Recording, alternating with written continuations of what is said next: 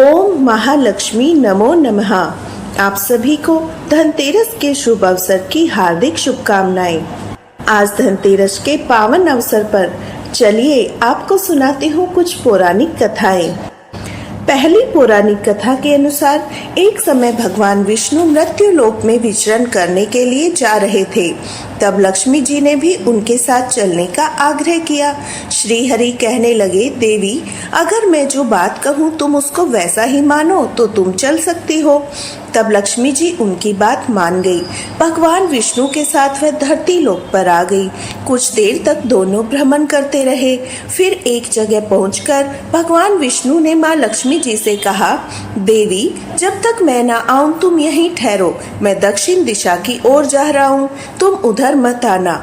विष्णु जी के जाने पर लक्ष्मी जी के मन में कौतूहल जागा कि आखिर दक्षिण दिशा में ऐसा क्या रहस्य है जो मुझे मना किया जा रहा है। भगवान स्वयं चले गए।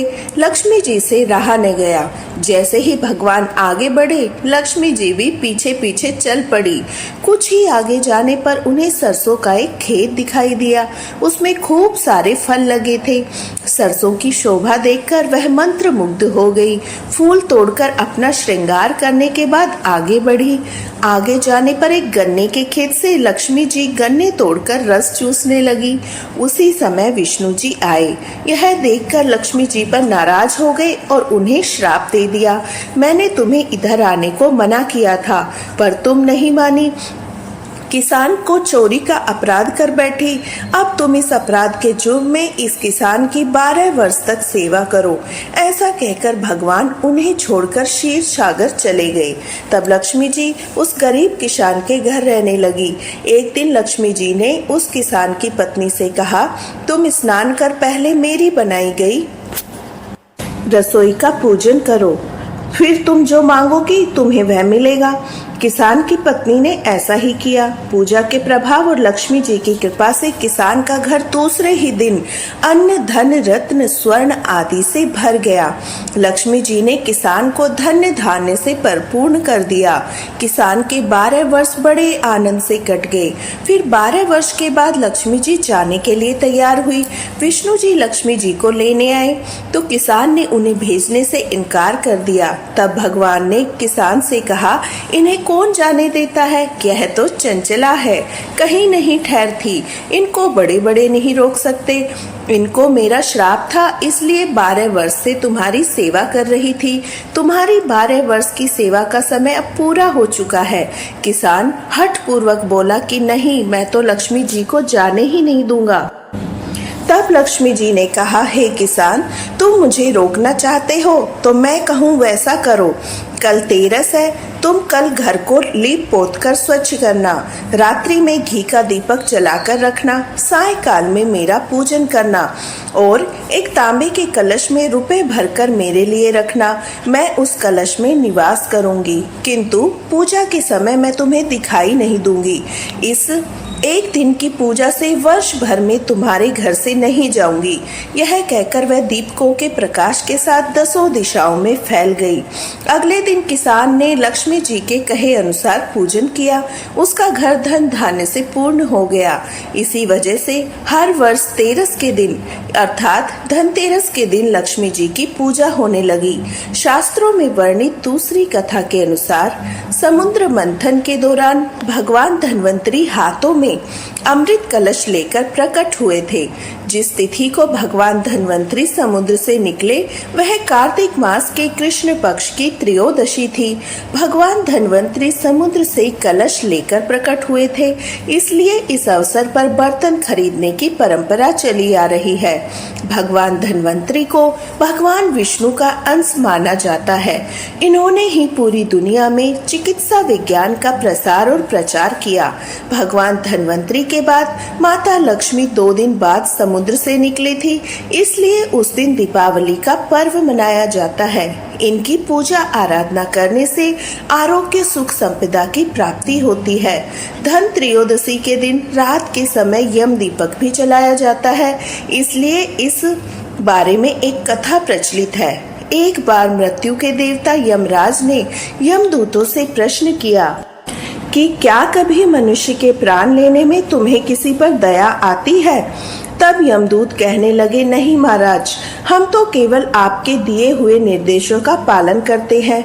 तब उन्होंने फिर से पूछा, तुम बेझिझक होकर बताओ कि क्या कोई ऐसा समय आया है कि तुम्हें मनुष्य के प्राण लेने में जरा भी दया आई हो, उस पर तरस आया हो। तब एक यमदूत ने हिम्मत करके कहा, जी महाराज, एक बार ऐसी घटना हुई थी जिसको देखकर मेरा हृदय पसीज गया। एक दिन हंस नाम का एक राजा शिकार करने गया हुआ था। वह जंगल के रास्ते में भटक गया। भटकते भटकते दूसरे राज्य की सीमा में चला गया। वहां एक हेमा नामक एक शासक मिला। उसे पड़ोस के राजा का आदर सत्कार किया। उसी दिन राजा की पत्नी ने एक सुंदर पुत्र को जन्म भी दिया। ज्योतिषों ने ग्रह नक्षत्र के आधार पर बताया, इस बालक का विवाह के ठीक 4 दिन बाद ही मृत्यु हो जाएगी। तब राजा ने आदेश दिया कि इस बालक को यमुना नदी के तट पर एक गुफा में ब्रह्मचारी के रूप में रखा जाए और स्त्रियों की परछाई भी वहां तक नहीं पहुंचनी चाहिए, ताकि ना वह विवाह कर सके और ना ही उसकी मृत्यु हो सके। लेकिन विधि के विधान को तो कुछ और ही मंजूर था। संयोगवश राजहंस की पुत्री यमुना नदी के तट पर चली गई। वहां राजा के पुत्र को देखा। दोनों एक दूसरे पर मोहित हो गए। दोनों ने एक गंधर्व विवाह कर लिया। विवाह के 4 दिन बाद ही राजा के पुत्र की मृत्यु हो गई। तब यमदूत ने यमराज से कहा, हे महाराज, यही वह समय था जिसमें उस नवविवाहिता का करुण विलाप सुनकर मेरा हृदय पसीज गया था। सारी बातें सुनकर यमराज ने कहा, अब क्या करें, यह तो विधाता का विधान है।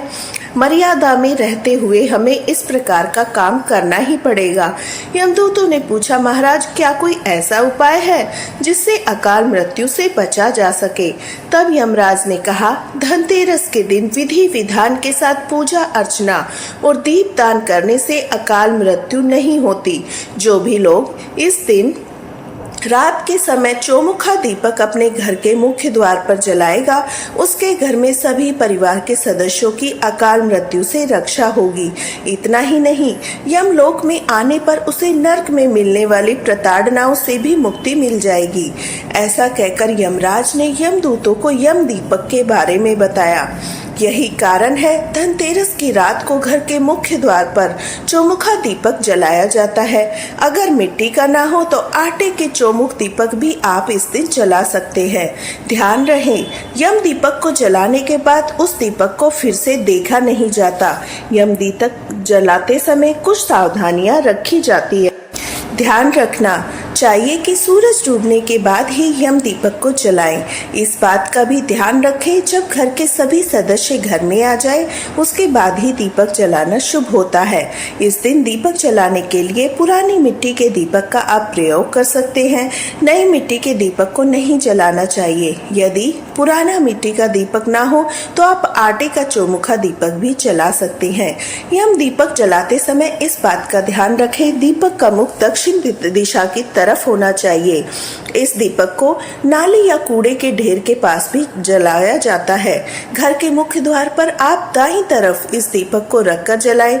यम दीपक में रुई की बाती की जगह कलावे की बाती ही प्रयोग की जाती है। यह दीपक कभी खाली नहीं जाता। दीपक के नीचे आप अक्षत या गेहूं का ढेर रखें, उसके ऊपर आप इस दीपक को स्थापित करें। इसके अलावा दीपक के साथ ही आपको कोई भी मिठाई या कोई बताशा रखना चाहिए। अगले दिन इस दीपक को विसर्जित कर देना चाहिए। इस दीपक को घर के मुख्य द्वार पर ही रखकर जलाना चाहिए। जलते हुए दीपक को परिवार का कोई भी सदस्य ना देखे। इस बात का ध्यान रखना चाहिए, दीपक जलाने के बाद यम देवता का मन ही मन ध्यान करके उनसे प्रार्थना करनी चाहिए, वह आप सहित आपके पूरे परिवारजनों को अकाल मृत्यु से रक्षा करे। धनतेरस के दिन माँ लक्ष्मी जी और धनवंतरी भगवान के अलावा कुबेर देवता की भी इस दिन पूजा की जाती है। कुबेर देवता की कथा के अनुसार पूर्व जन्म में कुबेर भगवान एक गुण निधि नाम के गरीब ब्राह्मण थे। बचपन में उन्होंने अपने पिता से धर्मशास्त्र की शिक्षा प्राप्त की, लेकिन गलत संगत में आने के कारण उन्हें जुआ खेलने चोरी की लत लग गई। गुण निधि की इन हरकतों से परेशान होकर उनके पिता ने एक दिन उन्हें घर से बाहर निकाल दिया। घर से निकल जाने के बाद उनकी हालत बहुत दयनीय हो गई। वह घर घर जाकर लोगों से भोजन मांगने लगे। एक दिन की बात है, गुणनिधि भोजन की तलाश में गांव-गांव भटक रहे थे, लेकिन उस दिन उन्हें किसी ने भी भोजन नहीं दिया। इसके बाद गुणनिधि भूख और प्यास से व्याकुल हो गए।